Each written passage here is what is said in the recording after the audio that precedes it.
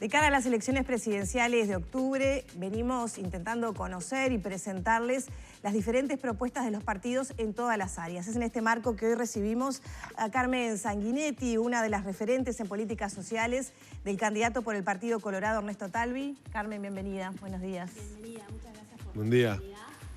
Carmen, ¿se ha instalado un poco la idea de que si gana el Partido Colorado o incluso el Partido Nacional, se recortan las políticas sociales? ¿Es así? ¿Qué planes tienen en general para las políticas sociales? No, eso no es así. Yo creo que capaz que a veces se hacen simplificaciones, ¿no? Y se tiende a tirar algunos titulares que puedan rendir. Yo creo que no hay nadie que hoy mire los datos, las cifras, que no coincida en que las políticas sociales vinieron para quedarse, ¿no?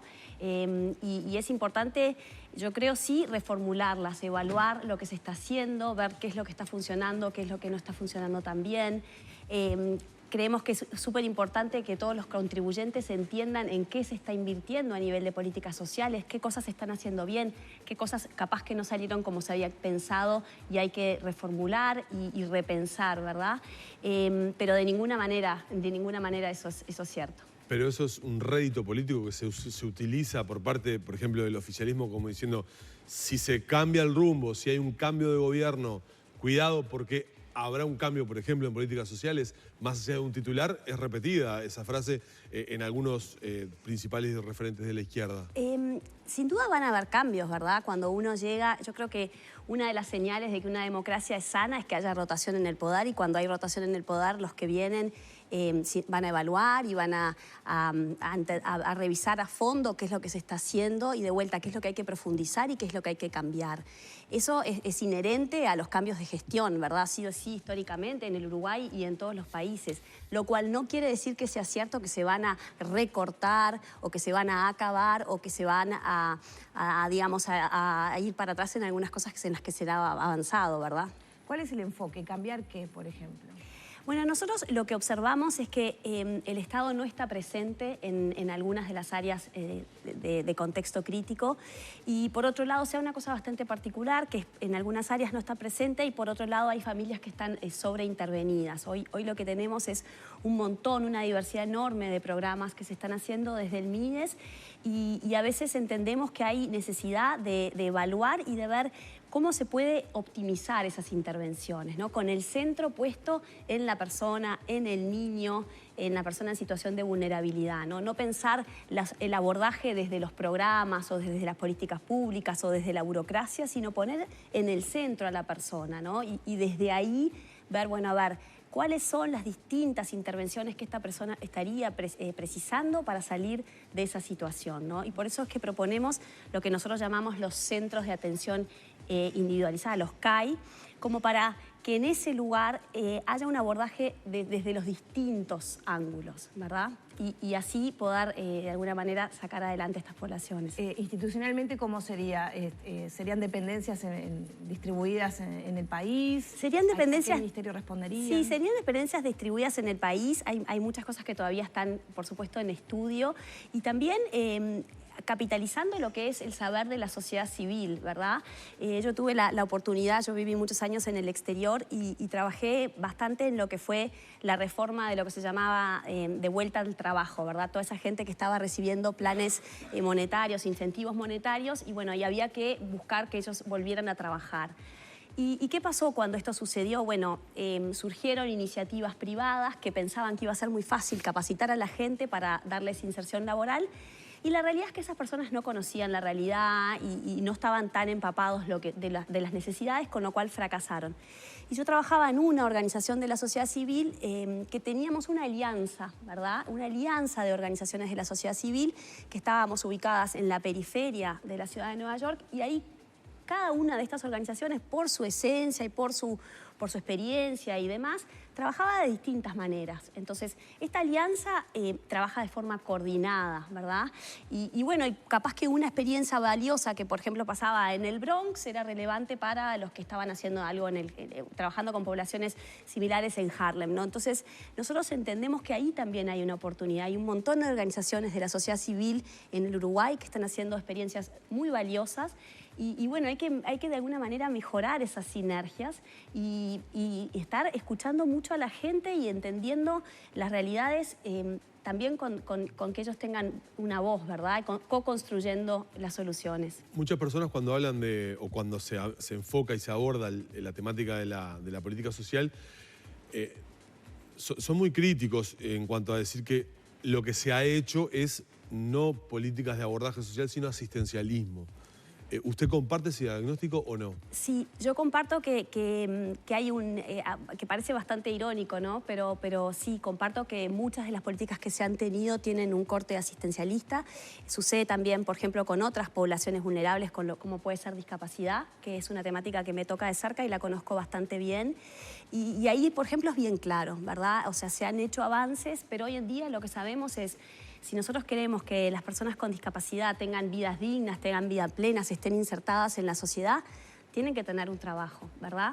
¿Y qué es lo que nos dicen hoy las organizaciones o los distintos departamentos que trabajan con estas poblaciones? Bueno, aproximadamente el 80% de las personas con discapacidad hoy no tienen la primaria completa, ¿tá? Entonces, ¿eso qué nos dice? Bueno, si no tienen la primaria completa, la discapacidad es uno de los elementos, uno de los factores que inhibe que esa persona pueda tener un trabajo exitoso, ¿verdad? Pero después lo que tiene que ver con la falta de herramientas o la falta de formación, eso es porque no hemos hecho el trabajo que se tiene que hacer a nivel de los cambios en la educación para tener una real educación inclusiva, para que esa persona avance en su recorrido, ¿verdad? La ley de inclusión laboral de las personas con discapacidad, digamos, no sirve en ese sentido porque falta trabajar en la educación. Claro, o sea, las leyes tienen, no se puede atribuirle aspectos mágicos a las leyes, ¿verdad? La ley está muy bien y es un avance significativo, pero si las personas que los empleadores quieren contratar y no encuentran a personas calificadas, esa barrera no se compensa con una ley. Entonces nosotros lo que tenemos que hacer, hoy lo que sucede, por ejemplo en el caso de las personas con discapacidad, es que quienes avanzan en el proceso educativo, y seguramente ustedes como periodistas esto lo sepan bien, quienes logran avanzar la trayectoria educativa, lo hacen a tracción de madre o de padre o de ambas o de tía o alguna abuela, ¿verdad? Y lo mismo pasa con las distintas poblaciones en situación de vulnerabilidad. Termina siendo alguien que está detrás ahí peleando, luchando, derribando barreras. Y eso, en el caso de las personas que nacen en entornos en donde hay un sistema que apoya, un sistema que apuntala, eso logran casos exitosos. Pero cuando ese sistema que apoya o que apuntala no existe, ahí, por más ley de inclusión laboral o por más protocolo de inclusión, que en el 2017 el presidente firmó un protocolo de inclusión para las personas con discapacidad en los centros educativos, eso no se cambia si no se cambia como la cabeza, ¿verdad? Si no se cambia la cabeza de los centros, si los centros no se transforman en centros inclusivos de verdad. Y así pasan con las distintas realidades. Carmen, concretamente yendo a políticas puntuales que desarrolla el Ministerio, actualmente el Ministerio de Desarrollo Social y eventualmente lo que haría un gobierno de Talvi, ¿mantendrían, por ejemplo, la tarjeta Uruguay Social?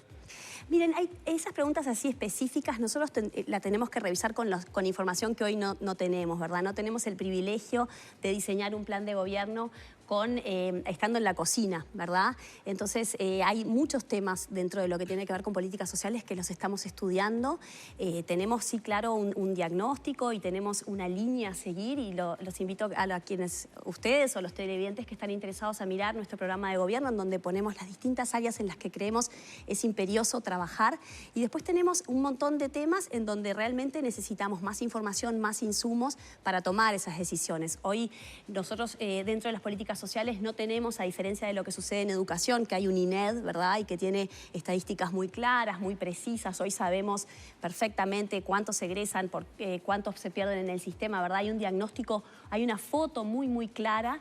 Eso nosotros dentro de las políticas sociales no lo tenemos. ¿Se requiere eso? Se requiere eso, sin duda que se requiere eso. Se requiere eso primero por las personas que están en esa situación, ¿verdad? Me parece que se los debemos a los ciudadanos el entender cómo están funcionando o no funcionando los programas que se están implementando. también se requiere eso por los contribuyentes, ¿verdad? Las personas que, todos nosotros que aportamos para las políticas sociales, de alguna manera tenemos el derecho a saber cómo se está invirtiendo y por qué, y qué es lo que no está funcionando. Son temas complejos, ¿verdad? Los temas sociales son temas complejos. Pero el actual formato del Ministerio de Desarrollo se mantendría. En principio sí. ¿Usted comparte lo que dice Pablo Bartol, el referente de políticas sociales de Luis Lacalle Pou, de sacar el MIDES de 18 de julio y llevarlo a Casaballe? Me pareció interesante, me parece interesante. Creo que Pablo Bartol tiene una enorme experiencia con su trabajo en Los Pinos. Hemos coincidido en distintas iniciativas, nos hemos topado a lo largo de la vida en estos años y me parece que el concepto de arremangarse y acercarse a estas poblaciones está muy alineado con lo que les decía recién de los centros de atención integral, que no necesariamente es el ministerio en sí, pero sí tiene que ver con crear oficinas del Estado con las distintas dimensiones en los barrios de situación de vulnerabilidad. Hoy navegar el sistema, y lo digo como madre de un hijo con discapacidad, hoy navegar el sistema no es una tarea sencilla. Para una persona formada no es una tarea sencilla. Sortear las barreras, los obstáculos que se ponen, requiere, como les decía hoy, de mucho temple, de mucha energía. Y nosotros no queremos eso, no queremos exponer a las personas que están en situación de vulnerabilidad a ese temple y esa energía y ese temple queremos que lo guarden para la tarea de criar a sus hijos, que en definitiva ahí es donde son las personas idóneas, ¿no? Concretamente en el área de discapacidad, ¿qué propuestas concretas harían? ¿Mejorar el sistema educativo, por ejemplo, para hacerlo más inclusivo? Sí, exacto.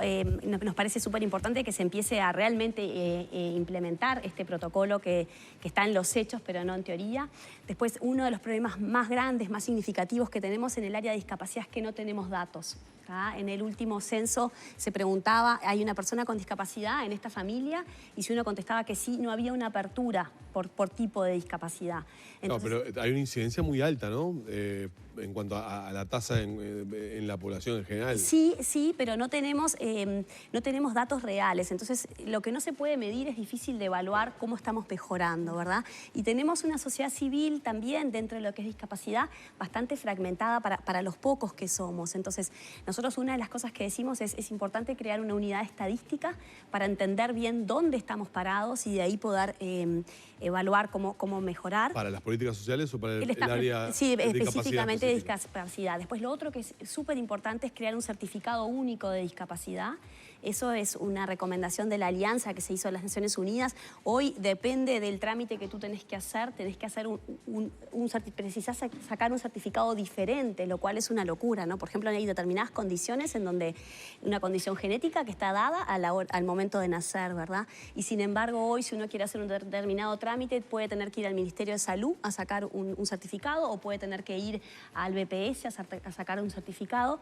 Y ahí en el BPS sucede como una situación bastante particular que tiene que ver con que el BPS es juez y parte, ¿verdad? ¿Por qué es juez y parte? Y bueno, porque por un lado es el que certifica si la persona o el niño tiene o no tiene discapacidad y por otro lado es el que administra los fondos y el que da la pensión, ¿verdad? Hay un conflicto de interés bastante evidente. No puede ser que la misma persona, el mismo organismo... Es el que determina si la persona, digamos... Después va a recibir... Exacto, o si, digamos...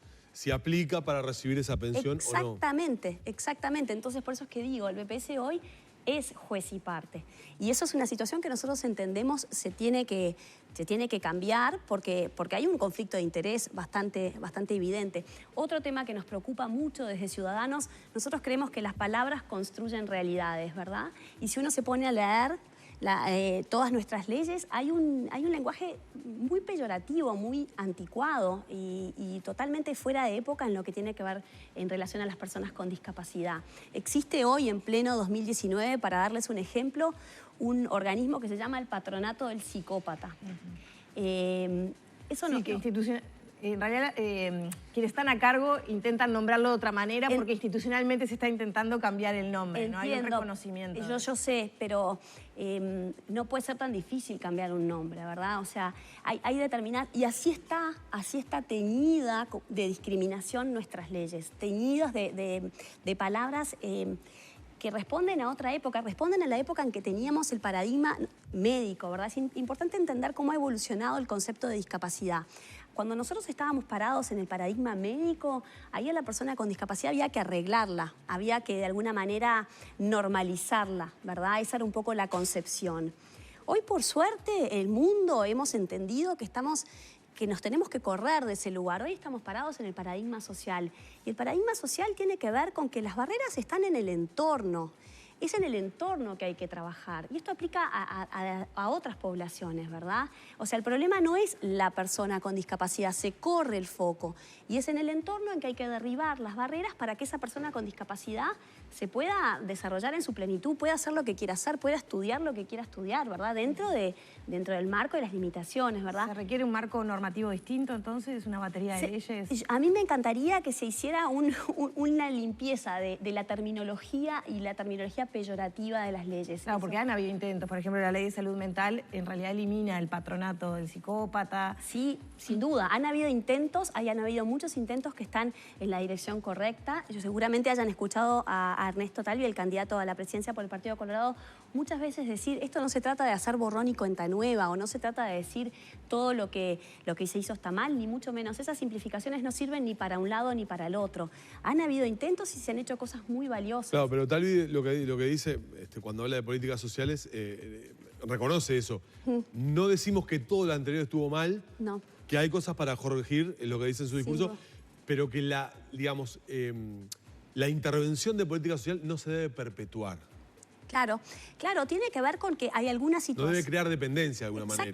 Exactamente. Yo les contaba un poco mi experiencia trabajando en el exterior con estas poblaciones vulneradas. Claro, los primeros años en este programa era bastante fácil porque la realidad es que había mucha gente que con un poco de apoyo y con una intervención multidisciplinaria y con un abordaje sistémico, la realidad es que podían salir adelante y tenían capacidad. Incluso en el caso que yo les comentaba, en el exterior eran personas con barreras al idioma, para mostrarles como cuán significativas, personas que no hablaban el inglés, latinos, de la periferia urbana de la ciudad de Nueva York, que no hablaban inglés y sin embargo igual podían hacer un trabajo significativo y relevante. Incluso trabajamos mucho en determinar en cuáles áreas podían avanzar. Por ejemplo, en el área de apoyo a la salud, digamos, no en el área central. Eran áreas en donde, en todo lo que tiene que ver con trabajos de cuidado, estas personas latinas hacían un excelente trabajo, aunque no se pudieran comunicar en inglés. Y uno hablaba con la persona americana y decía, mira, yo estoy feliz con esta persona, no me la cambies por nada. Bueno, pero ¿cómo se comunican? Nos comunicamos bien, ¿no? Entonces, yendo a tu pregunta, sí, es verdad, hay algunas políticas sociales que digamos, es imposible que se sigan perpetuando porque de alguna manera eso estás creando una dependencia que no es natural, ¿verdad? Y en materia de políticas sociales, ¿qué abordaje o qué mirada tienen sobre los migrantes? Bueno, porque está generando un tema hasta de fragmentación o de bloques de ideas en la sociedad uruguaya, la llegada de los inmigrantes que llegan, sobre todo los centroamericanos que están llegando a nuestro país, muchos venezolanos también. Nosotros celebramos la venida de los inmigrantes. Ciudadanos es un proyecto que valora la diversidad y que celebra la diversidad y que aplaude la diversidad. Los inmigrantes, creo yo, sería muy poco inteligente por parte de los uruguayos no entender que traen una riqueza enorme. Me mencionaste a los venezolanos. ¿Cuántos venezolanos hemos conocido nosotros que están agradecidos de estar en el Uruguay y que aportan enormemente? No sé si han tenido la experiencia, por ejemplo, de ver cómo se cambian muchas veces los entornos laborales, ¿no? Donde uno va, no sé, a comprar un café, a comer. Llega un inmigrante, llega otro y de repente se genera una química que tiene que ver con la riqueza de la diversidad, ¿verdad? Sería muy poco inteligente no capitalizar eso. Es una oportunidad enorme para el país. Todo este capital humano que estamos recibiendo, personas formadas, personas que han pasado muy mal, que están muy agradecidos de estar en Uruguay, ¿no? Qué bien que nos hace, yo les comentaba antes de que estuviéramos en el aire, qué terapéutico que es empezar mirando los goles de los uruguayos afuera, ¿no? Como esta cosa a mí me encanta, no sé si a ustedes les pasa, cuando uno conversa con un inmigrante que está agradecido con vivir en un país que está en paz, con poder ir al supermercado y comprar comida, con no tener que hacer colas. Pero reconoces reconoces que buena parte de la población eso no lo comparte de esa manera, como que hay una mirada de recelo como diciendo... ayúdanos a nosotros primero a tomar, y después claro, a los inmigrantes. Lo reconozco, ¿sabes lo que yo...? Una idea esgrimida por hasta algunos candidatos a la presidencia de la República, ¿no? Digámoslo claramente. Totalmente. Yo creo que es un músculo, el músculo de la tolerancia al inmigrante que que los uruguayos no lo tenemos entrenado. A no ser que, bueno, uno lo mame en su familia o que haya vivido afuera, no es un ejercicio que hayamos tenido que hacer, porque durante cuánto tiempo no recibíamos inmigrantes, ¿verdad? Uno va trabajando los distintos aspectos a medida que puede ejercitarlo. Nosotros el músculo de la aceptación, de la tolerancia y de la valoración de la riqueza que aportan los inmigrantes, lo tuvimos dormido durante unas cuantas décadas. Entonces también creo que quienes estamos con voz y con voto tenemos que de alguna manera alimentar este paradigma o alimentar la real oportunidad que implica la cantidad de inmigrantes que han llegado al Uruguay. Carmen, ya para cerrar, todas estas ideas, estos proyectos, estos programas requieren presupuesto.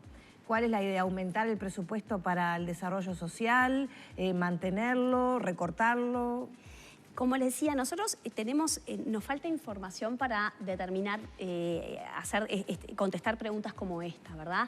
Seguramente con el dinero que se invierte hoy se puede usar de forma mucho más eficiente. Nosotros creemos que hay un exceso de burocratización en muchas de las políticas sociales, como les decía al principio, un exceso de intervención en algunas familias que están sobreintervenidas, y creemos que hay que hacer un mapeo, una evaluación, y probablemente lo que implique es una reorganización con la persona en el centro, pero no necesariamente eso va a implicar mayor presupuesto.